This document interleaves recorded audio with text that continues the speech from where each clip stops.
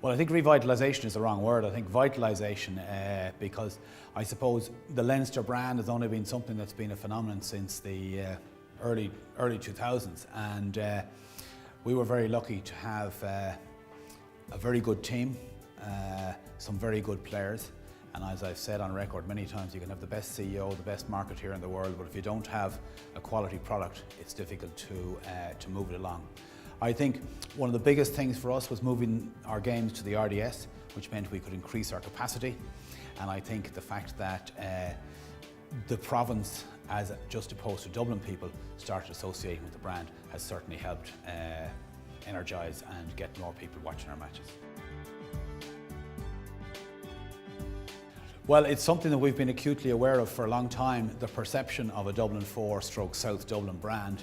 And small steps, I suppose, taking training sessions around the province at the beginning of the year, Navan, Naas, and I think, again, I come back to the fact that I think success on the pitch has been hugely positive and people are proud to identify with the province.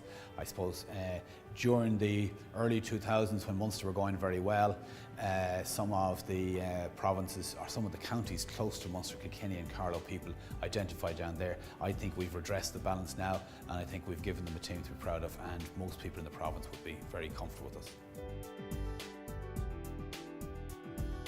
Well, we've obviously we're in all the social media. We find our own website is getting between, depending on the time of year, 600 to 1 million hits a month, which shows there's huge interest in it. We're very conscious of Facebook and Twitter and that sort of thing, and we would have a meeting maybe once a week to see what sort of messages we want to get out there. So we have an e-zine as well, which goes out to about 45,000 people. So we are very active in social media, and we find it a very successful tool. The biggest professional lesson I got was early in my career. We signed an iconic player called Felipe Contepomi, and we got the registration wrong. And it meant he couldn't play in the Heineken Cup that season. And it was a very, very expensive lesson, and I certainly, I suppose, concentrate on attention to detail in the future, and I think hindsight would suggest I didn't handle the media as well as I should have handled it at the time, and all that was a very big lesson to me.